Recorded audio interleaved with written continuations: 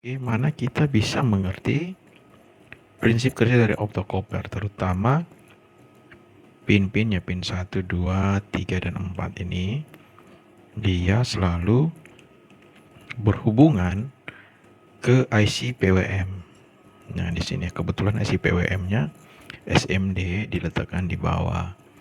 Ya, jadi itu ada kelihatan ya, ini pin 1, 2, 3, dan 4. Nah, di sini akan kami jelaskan fungsi pin 4 ini. Bagaimana jika pin 1 dan 2 dikasih tegangan. Jadi reaksi dari sistem kerja si IC PWM ini bagaimana? Jadi fungsi optocoupler ini harus kita kuasai. Jadi pada dasarnya ini pin input.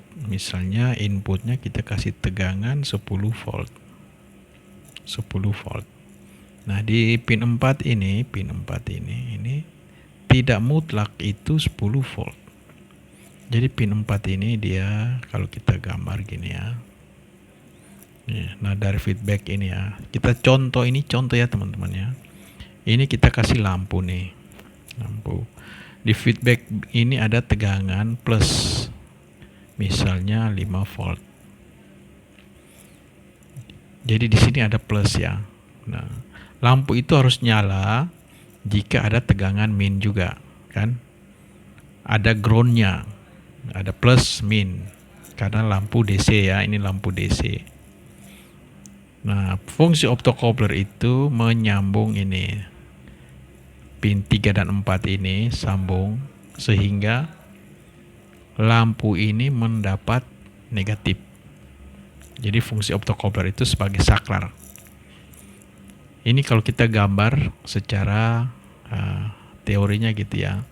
Nah, ada juga teman-teman akan mendapat skema yang seperti ini. Kita kasih 10 volt kan gitu ya. Di pin 4 ini tidak mutlak harus 10 volt. Dia akan tergantung sirkuit dari si IC PWM ini. Ya, oke.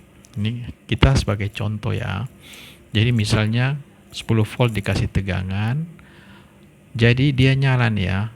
Lampu ini nyala, LED ini nyala, dan kita sebut dia on ya. On ini dalam artian yang ini sambung nih, ini sambung koneksi ke ground.